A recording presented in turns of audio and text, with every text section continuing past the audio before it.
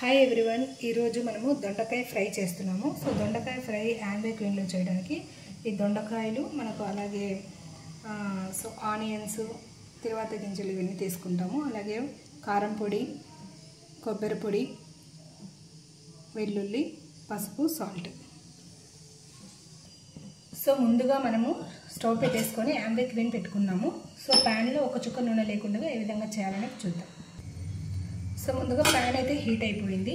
So ఇప్పుడు మనకు కావాల్సినటువంటి కూడా మనం వేసుకో. సో నేను తిరువాత పెట్టడానికి ముందు ఒక చుక్క ఆయిల్ ఏం లేకుండా కానీ సో ఇంగ్రీడియంట్స్ అన్ని తీసుకుంటున్నాను. ఇక్కడ ఒక బటర్ మాత్రం ఎక్స్ట్రా తీసుకుంటున్నాను.